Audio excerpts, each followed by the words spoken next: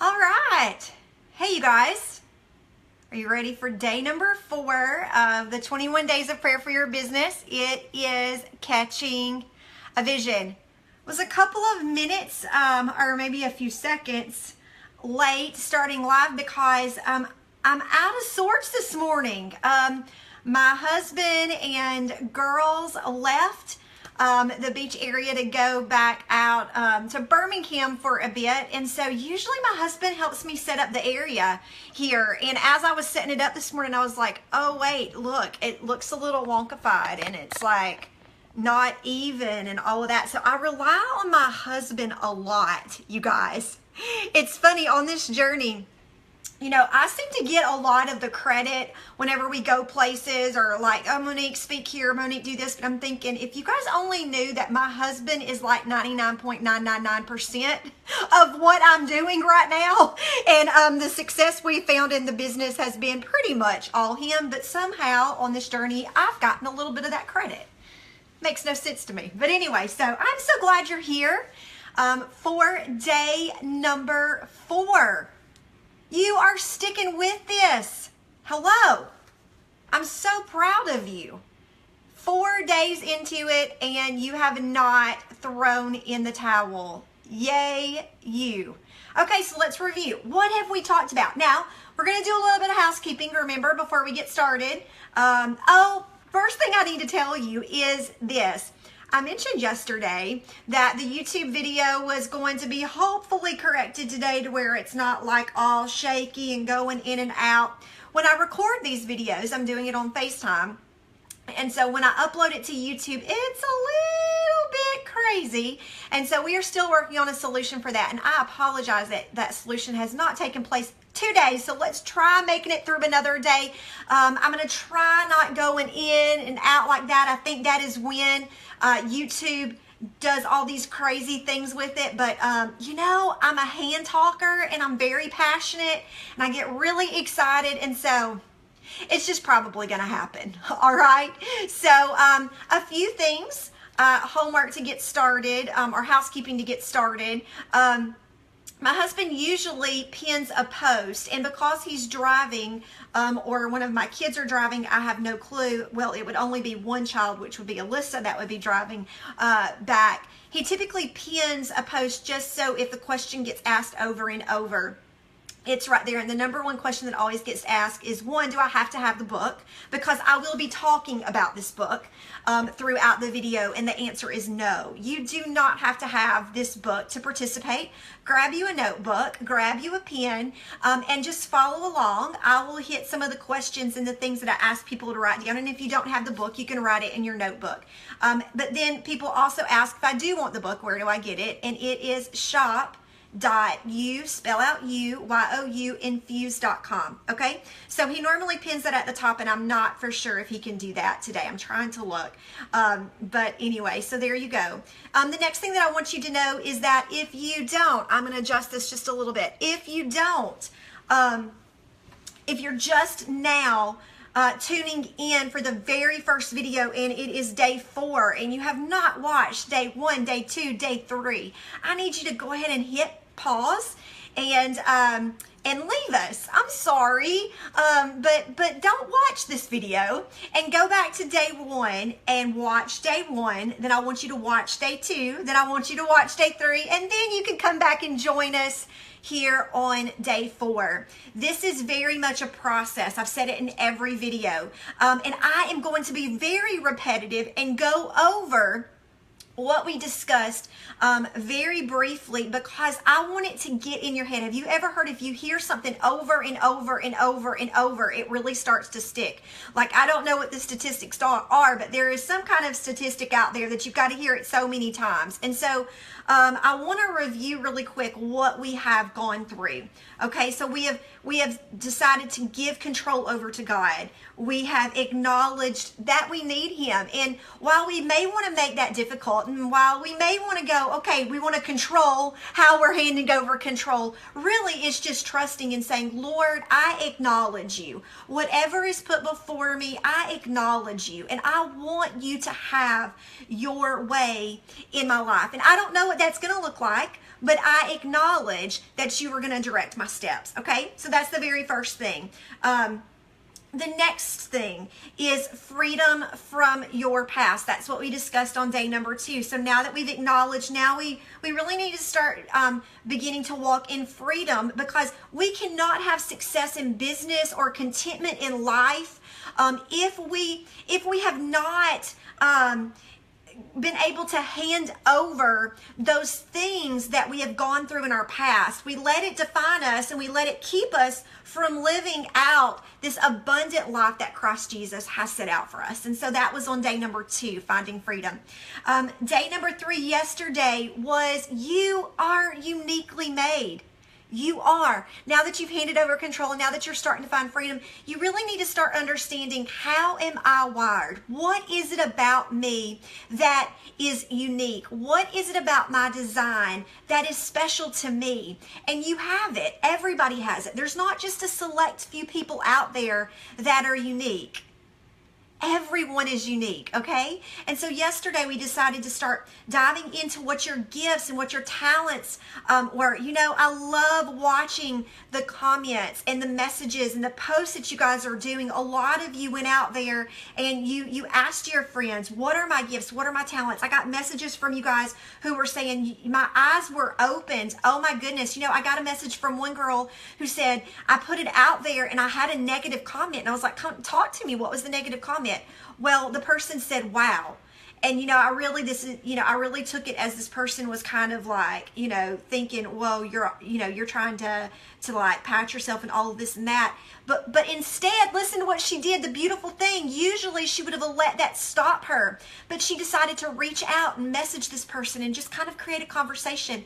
And through this conversation, you know, she was really able to move past some of those insecurities and really understand that this person was really hurting. And the reason why this person was kind of acting the way is because this person has some hurts. We're going to talk about that later in our 21 days, but hurting people hurt people. And so a lot of times we allow that. She could have allowed that right there to stop her, paralyze her. Oh my gosh, I don't like rejection. I don't like conflict. But instead she pushed through. So I am so proud of you guys that not only are you listening to this and not only are the words going in, but you're actually applying them and you're actually doing them in your life and you're walking them out. So thank you so much for doing that. All right. So uniquely made. I hope that you also decided to go out there and encourage other people. Tell other people what their gifts were, what their talents were.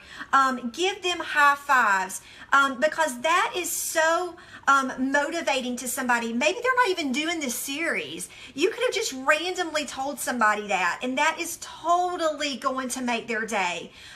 You know, those words, they really do. They do something for you whenever you encourage somebody. So I thank you for not only hitting play on these videos and watching it, but that you are also getting in, diving in, and applying it to your life. Also, thank you guys for doing your homework. One of the things when I wrote this book is we walked through this 21 days together at the beginning of this year. And whenever I was thinking about how I wanted to kind of dive in a little bit deeper with this process, is that I really wanted to write out some points that kind of forced you into thinking, to not just thinking, okay, this is something that applies to somebody else, but no, how does it apply to me? And so there's a lot of people that have been saying, Monique, this is hard. This is hard, and I'm a couple of days behind because I haven't been able to get past the homework on day 1, and that is okay. If that is your story and that is something, don't let that bother you. If you need to take a couple of days on day 1 or day 2, please do that, okay? Because it really does build upon itself. So today, we are going to be talking about catching a vision. So it's great now that you are starting to figure out some stuff about yourself. You're really starting to see how you're wired, what your gifts are, what your talents are. Now, what do you do with it? That's great. Monique, it's great that I know this about myself, but what do I do? Well, that is catching a vision. And can I tell you guys, there is nothing else in the world like catching a God vision. That's what I like to call it. A vision that just doesn't come from my head, but a vision that's like, God, you give me a God vision. And that is what the topic is about today, catching a vision. So let's first talk about, how do you feel if you have no vision? If you are starting out in a direction, whether it's with business, because I would think the majority of you who are watching this, because it's 21 days of prayer for your business, so you're maybe in a particular business right now, or maybe you are like me back 4 years ago thinking, Lord, here I am about to, go on this endeavor and this journey of this new path. I need a vision. I need direction. So talk to me. Think about, what are some ways that you feel? It's the very first thing I say in the book. What are some things that you feel when you don't have direction or vision? When you have no clue what you're supposed to do or where you're supposed to go, how does that make you feel? How does it make you feel? Think about it for a second. You have no direction. No clue what you're supposed to do. Well, I'll tell you, because remember, I'm taking this right alongside of you. I wrote, I feel hopeless. It's almost like a feeling of depression. Like, it's like kind of blah.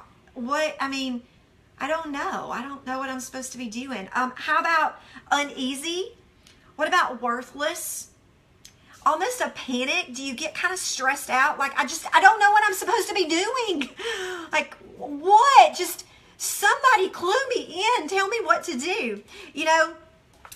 I thought of this morning when I was laying in bed, and I was kind of thinking about what we're going to discuss today and how we were going to walk through this day's topic together. And I got to thinking about that very thing. Like, how do you feel when you have no direction and you start getting stressed out? And when Alyssa, our oldest daughter, was very little, I would imagine it was before we had Elena, so she had to be just about a year old. Wasn't even 2 yet.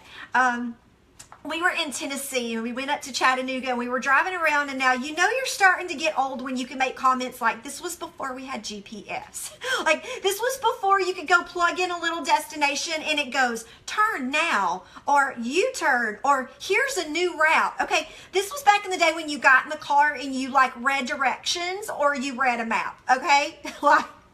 Do you remember those days? How did we make it? And so anyway, we get in the car. Now it's getting late, and the crazy thing is we had been in this area before, but we were heading out to this cabin. Somehow we took a wrong turn. Somewhere along the way, we took a wrong turn, and it was dark.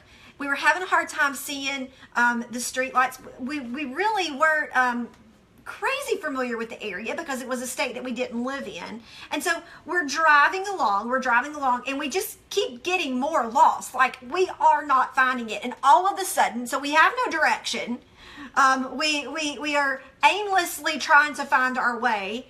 And all of a sudden, Alyssa, in the back, I have no clue what came over her, but she started screaming, crying uncontrollably. Like, I'm talking, there was not enough pacifiers in the world there. She was screaming her head off. And now it's like major chaos on top of we have no direction, right? So we've got this added stressor. So whenever you are going through life and you've got no direction, then all of a sudden all of these stressors come on you on top of what you're already stressed out about. It is more than you can bear, and you snap, like completely lose it. That is when Jeremiah, who was driving, in the midst of being frustrated that he has no direction, now he's got this added stressor of Alyssa going crazy in the back. He just pulls over. Now remember, it is pitch dark. We are in the middle of nowhere, up in the mountains, and Jeremiah pulls over and he just gets out of the car. And literally gets out of the car and shuts the door. And I'm kind of sitting here going, what's going on right now? Has my husband completely lost all sense of reality? And he just starts walking. And I'm thinking, okay, where is he walking? I'm in the dark in Tennessee. I don't know where I'm at. And he just walks around for a few seconds, and he comes and he gets back in the car. And I said, you okay? And he said, yeah, I just had to get out of the car for a second. I couldn't take it. It was more than I could bear. And I got to thinking about that this morning. And that may be you today. You are like on the edge. It's like you could snap at any second because you've got so much stress on you because you just want direction. I just want to know how to get there. This is great, but hello, somebody give me a roadmap. Okay, so that's what it feels like. I don't know if that's what you wrote out, but that's how I feel. Let me show you what the Bible says, okay? This is what the Bible says when you have no direction, when you have no vision, when you don't know where you're going. Listen to this. This is in Proverbs 29:18. Okay, so write that down, or if you don't have the book, write it down. Proverbs 29:18. I'm going to read you 3 different versions. I am always sporadic in my reading as far as I typically read out of the NLT or the NIV. I love memorizing scriptures in the King James Version. So I'm really not like just I have to have it this one way. But this verse, I love 3 different versions. There are 3 versions that I've memorized with this verse, and I want you to write all 3 versions down, okay? The very first one is the King James Version of Proverbs 29:18. It says, where there is no vision, the people perish. Where there is no vision, the people perish. That is the King James Version. The next one is, where there is no revelation, people cast off restraint. So where there is no vision, the people perish, King James. Where there is no revelation, people cast off restraint. That's the NIV. And the NLT is awesome. Listen to this one. This one's great. When people do not accept divine guidance, they run wild. That's hilarious. And that is true, right? They run wild. They're kind of like, it's like I'm such a visual person. I'm a very much visual person. I really think people kind of like trying to figure out where to go. They're like, hey, can't you see that? Have you ever felt like that? I felt like that I'm in this room and I'm like just bouncing and hitting a wall and bouncing and coming over here. And it's like, I don't know where to go. That is a very, very good picture in the Bible of what it is like when we don't have vision. So one more time, where there's no vision, people perish. Where there's no revelation, people cast off restraint. And when people do not accept divine guidance, they run wild. Now, vision, I say it on page 26, is vision is not just for a select few. Vision is not just for a select few. It's for everybody. You know, there's some people that goes, oh, well, Monique, but this person, they're a visionary. Okay, I get it. There are some people that may have a vision, may easily be able to see down the road big picture. It may be easier for some people. For instance, with business, things of like, whether it's events or business plans or things of that nature, I think I am good at having a vision for it. I can have an idea in my mind that is a vision down the road of what we should do, and I can figure out ways to get there. However, if you were to put me in a house that was very dated, carpets just a yucky color, cabinets, walls all messed up, just like nasty, and you go, Monique, I need you to go in there. We're gonna, look at houses. If I walked in that house, it is very hard for me to envision it in the manner that is new or changed or renovated. You've seen the shows, the people who can go in and they can just see this horrible mess, but yet they can envision something, just this huge, nice, beautiful, knock this wall down, do this. I have a hard time with that. So there are things that are easier for some people than others. But the point is, vision is for everybody. It's not just for the Walt Disneys, the Steve Jobs, you know what I'm saying? It's not just for these people who in your mind you've set up that only they have vision. No, everybody has vision. If you are walking through life, you are on a path moving forward in a direction, you are meant to have vision. So how do you get vision? I love this next verse, okay? Psalms 119, 105, and this is in the King James Version. It says, thy word is a lamp unto my feet and a light unto my path. You know, when you think about the word vision, what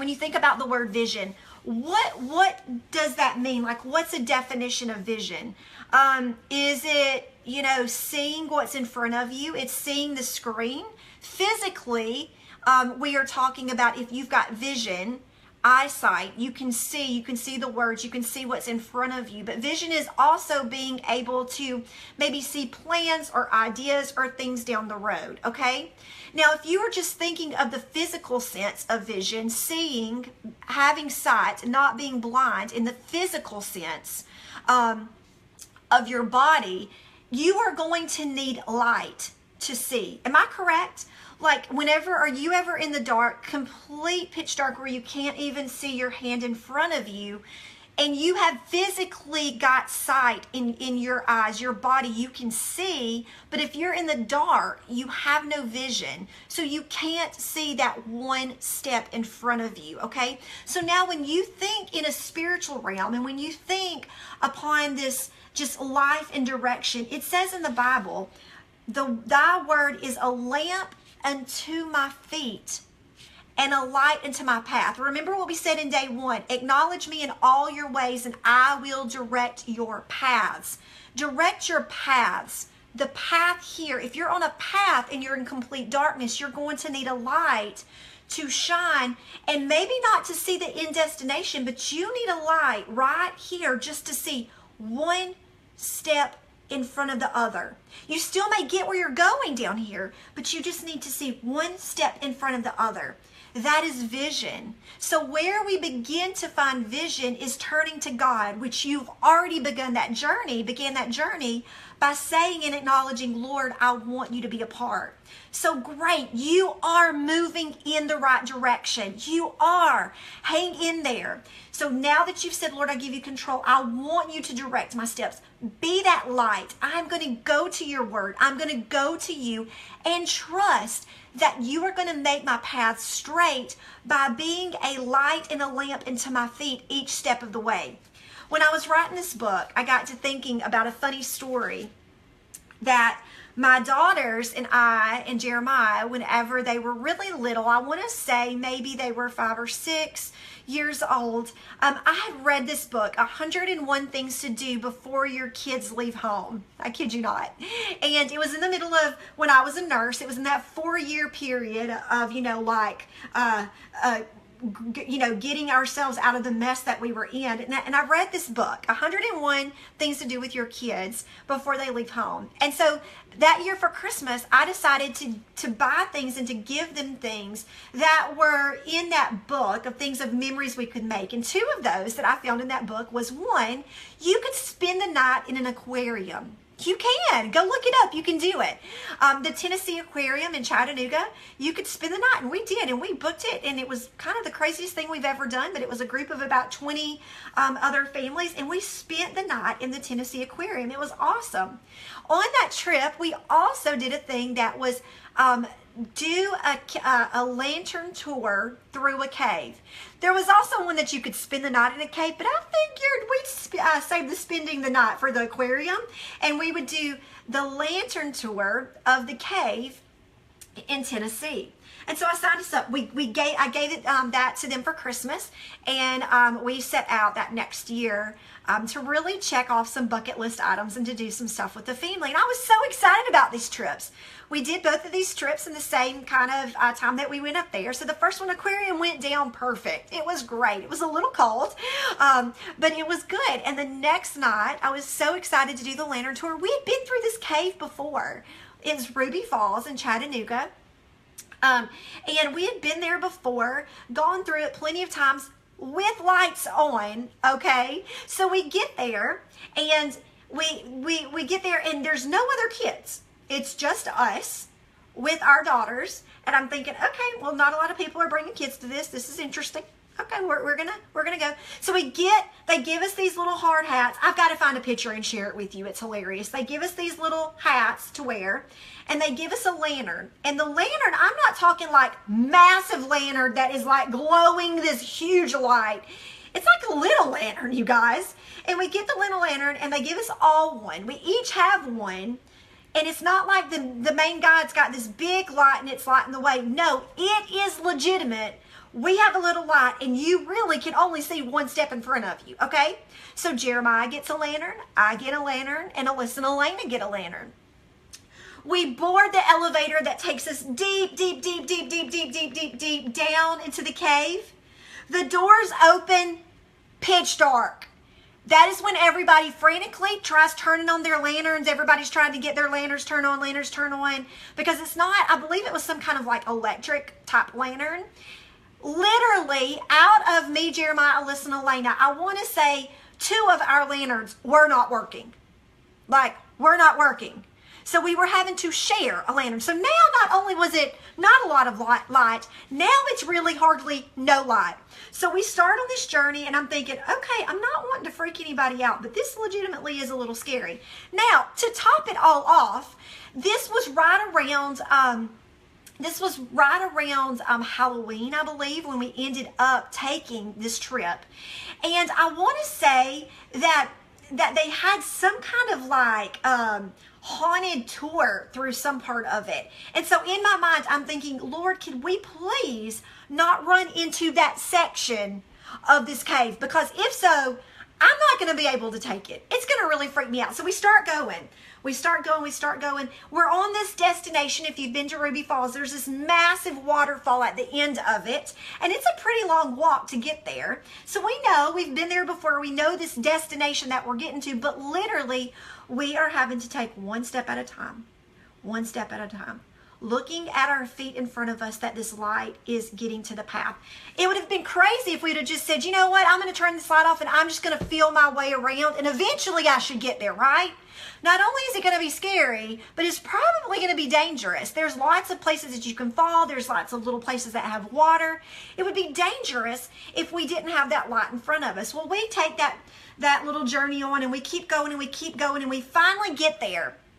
And I'm thinking, once we get down to the waterfall, they're going to turn the lights on, right? I mean, they do this big, like, music comes on, there's the waterfall lights. No, they never turn the lights on. So we're there. I can hear it's so loud. That waterfall is so loud. Mist is hitting you in the face. Still no lights.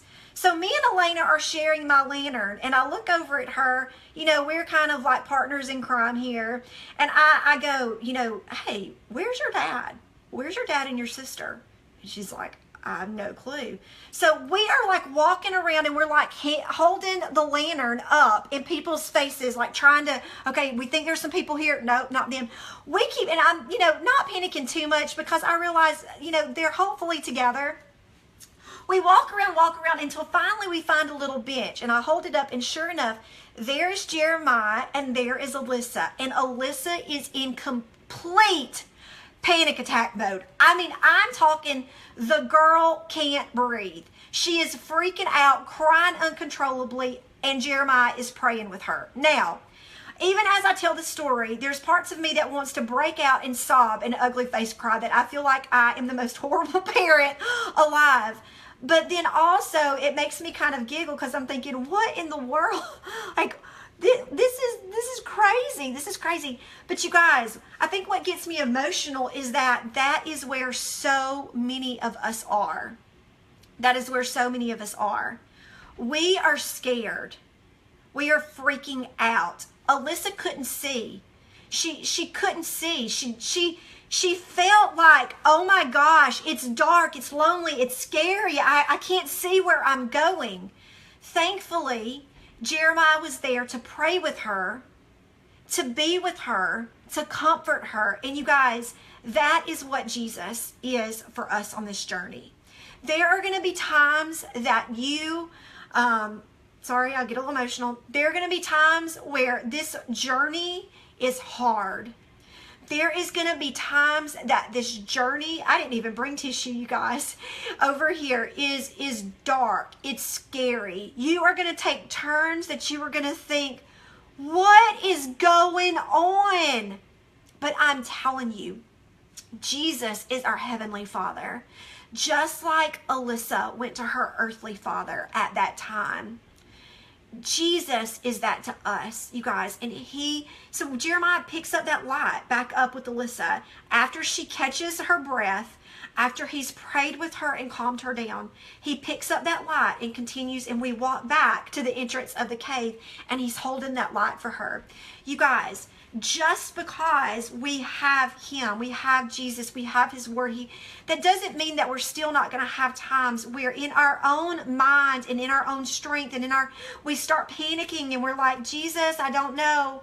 But that's when we have to stop and we have to rest. Go to him. Lord, I can't see right now. In my mind, in my human mind, I cannot understand the direction. I cannot see. I feel like there is no end in sight.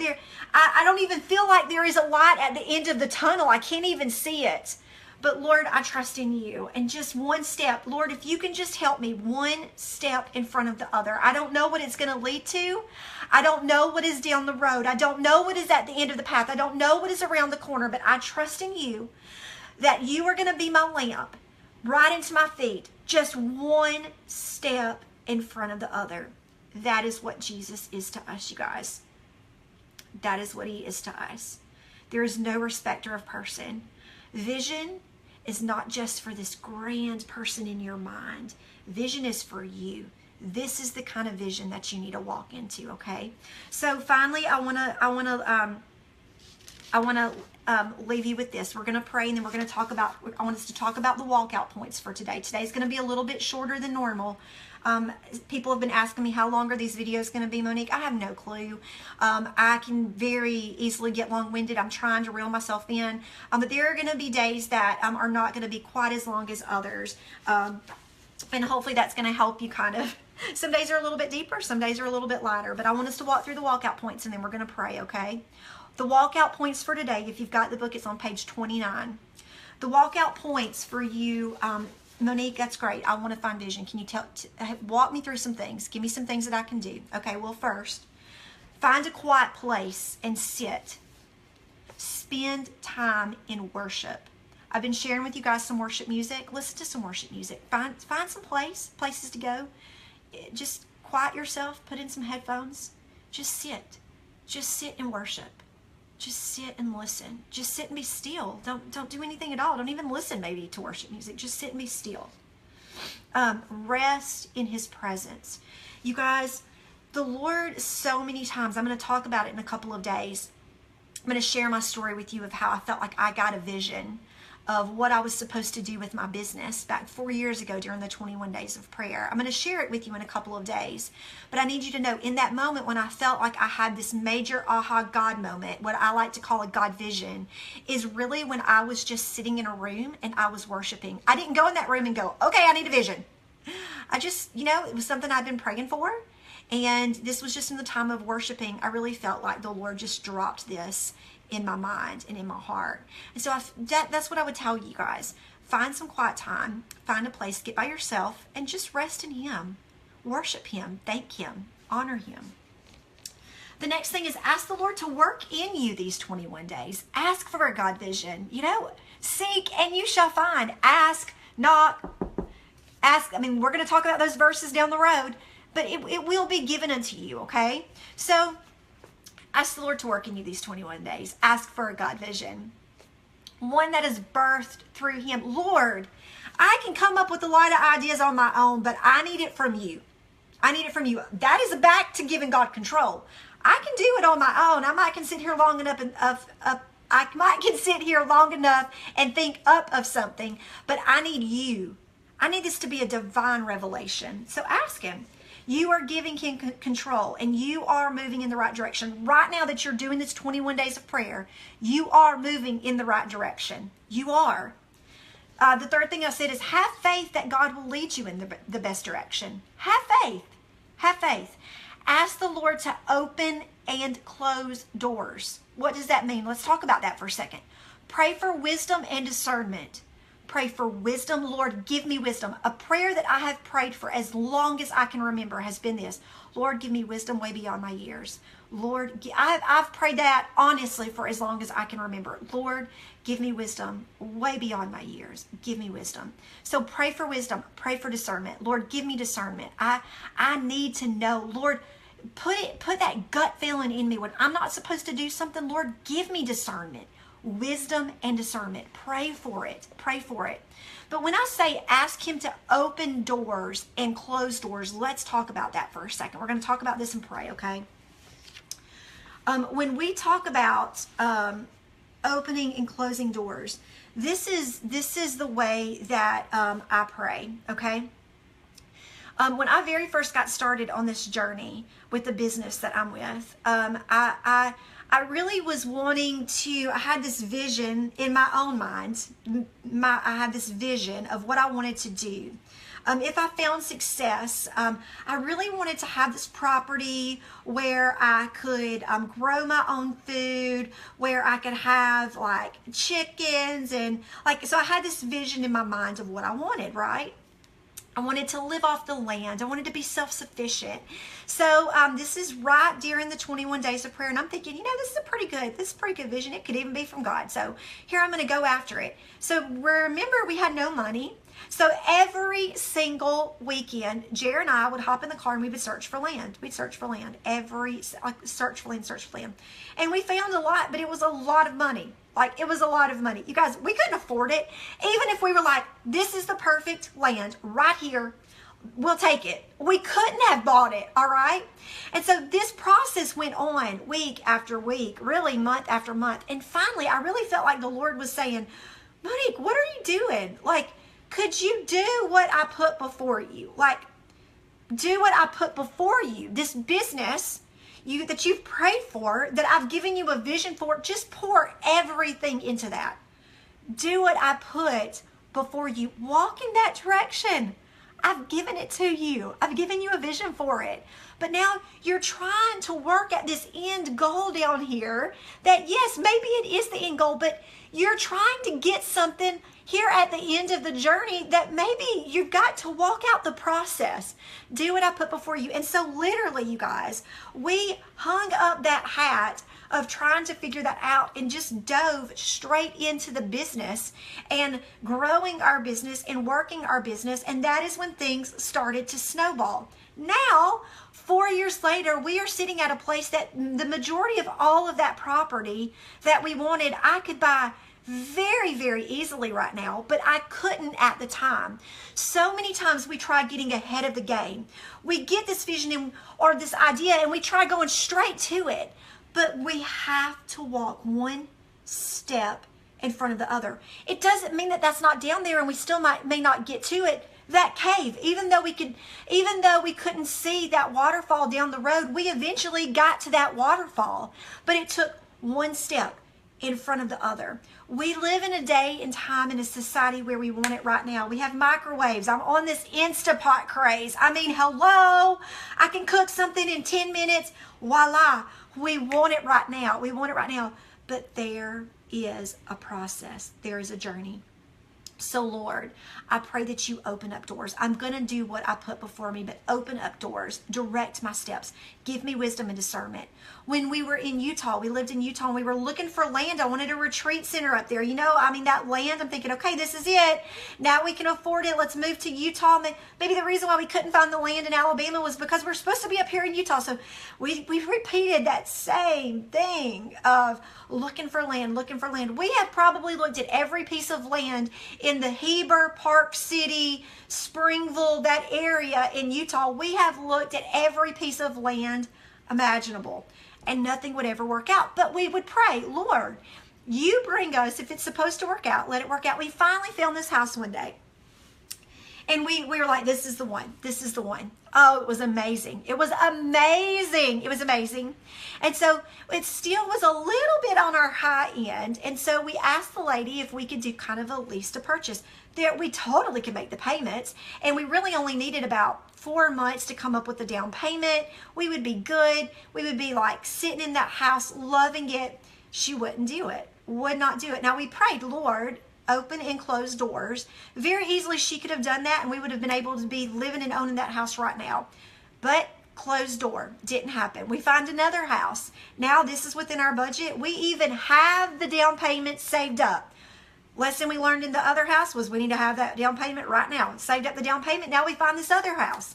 Lord, this is the house. We believe this is the house. But again, Lord, we have discernment in knowing that you are going to open, you are going to close the door if it is not what it's supposed to be. We trust in you, right? We trust in you.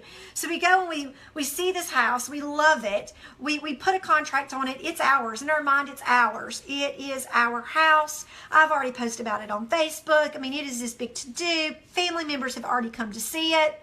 We go to start the approval process of closing on the home, and guess what? The money that we had saved up for the down payment was in our business savings account and not our personal savings account. And we could not get the loan. We literally had to have the money in our personal and not in our business. Made no sense to me. I'm like, the business is my personal, but they're not understanding it. Couldn't get the house. Door closed. I'm thinking, Lord, what in the world? Like, okay, but I trust in you. I trust in you. I mean, this is starting to get a little frustrating, but I trust in you. Can I tell you, we then move that money over into our personal account, and we know that we have to let it sit there for 60 days. Out of nowhere, one thing leads to another, and we find this house in Alabama. Not on the radar. Not on the radar. Was not planning on moving back to Alabama at all. Still to this day, I question, Lord, what's the deal? What happened? All I know is we find a house we all like. We find a house we all like. It really even felt good. It felt comfortable. We were able to get that house so easily because the money was right where it was right at 60 days to the day that money had been sitting in that account. We never run across any problems. And I'm saying, Lord, this is in a different state. This isn't where we were planning on being. But again, just like I trusted you over there, I'm trusting you right here. And while this isn't, I really want to be in Utah. Everything inside of me wants to be in Utah. I trust you that you've directed my steps. And even though this may not be my vision and this may not be what I had planned, I ultimately want your vision. And so I pray the same prayer I prayed in Utah. Lord, if this is not your will, do not let it work out. Do not let another hiccup come. Let something come up in the workings of the house that there's something the matter with it that we shouldn't get. Whatever it is, I trust that you are going to work it out. So that's what I'm doing. I'm letting him be this light. I'm coming to him and I'm involving him. I'm going back to giving him control from day one. So Lord, you guys, that house, it was the easiest closing. Like we were even out of state. Like the chips, everything just fell. The stars aligned and we moved. And I'm telling you, it is not what I visioned. And still to this day, if you ask me right now, I have no clue what we're doing back in Birmingham. I have no clue. I know that my daughters are being able to be very involved at church. We're back at Highlands, which we love. We love the church. But I know, even though right now, I might not understand that big picture. I don't see down the road. I don't understand why we're not in Utah. I don't understand. But we're in Alabama for a reason. And I know and I trust that I have asked the Lord to be my light, to direct my steps. And I know beyond a shadow of a doubt, he opened those doors. And I know I'm right where I'm supposed to be. So what am I going to do? I'm going to continue to walk one step in front of the other. And while sometimes I still question him and I'm like, Lord, but I loved it. I love the view. I love the mountains. I love the weather. Oh my gosh, it was awesome. For some reason, that's not where we're supposed to be. Whenever we try to force things, we were trying to force things. In Utah, force it, make it work. Nothing. Whenever you are just doing everything in your own might and it's not coming together, we stop, we hand it over, and we trust. And when he starts opening the doors, we walk through them. Even though we don't understand, even though we don't see, we walk. All right? Let's pray, you guys. Lord, thank you. Thank you so much for everyone who is watching this, for everyone who is diving in and devoting this 21 days of prayer. to their business, to their life, to get clarity and direction of where they're supposed to go.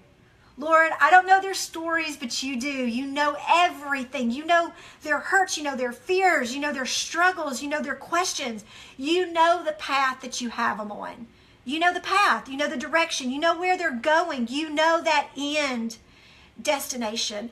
And Lord, I pray that you are a lamp and a light into their feet. Every step of the way they trust in you. When it gets dark, when it gets lonely, when it gets scary, when they lose all hope, when they lose all peace, when they're stressed out, when they want to throw in the towel, Lord, comfort them. Just like Jeremiah comforted Alyssa as this earthly father, Lord, you are our heavenly Father, and I pray that you wrap your loving arms around them just like Jeremiah did with Alyssa, and you comfort them and you reassure them, Lord, that you have got this. And while yes, it may be scary, and while yes, we may not understand, you are going to be right there with them, one step in front of the other. They may seem like there's no light at the end of the tunnel, but you be that light for one step. Get them through each day. Get them through each hour, Lord. Step by step by step, Lord. You be their guide. Give divine revelations. Give God visions, Lord. Visions from you. We don't want it our own way. We want you to give us a vision. We want you to give us clarity. We want you to give us direction. I love you, Jesus. In your name, amen. All right, guys, I thank you so much for sticking with this. Seriously, I know it's a lot. It's a lot. These videos are long. You've got to carve out time in your day, but I'm telling you, it is worth it. It is worth it. You are giving God control, and I'm telling you, you are seeking after him, and he is going to do mind-blowing things. Do not give up. We're going to be talking about that in a couple of days, but I want you to hang in there, do the homework, answer the questions. Today, memorize and meditate on Proverbs 29:18. If you've got your flip book, carry your flip book everywhere with you. Put it in your pocket. Put it in your purse. When you're sitting at carpool, whatever you're doing, when you're drying your hair, when you're getting ready in the morning, put this there. Read over these verses. If you don't have the flip book, print off the verses that I've given to you in the Facebook group and read through them. Proverbs 29:18. Memorize and meditate on the different versions, and Psalm 119, 105. Come back tomorrow. We are talking about growing. Dun, dun, dun. All right. I love you guys. I'll see you back here tomorrow. See ya.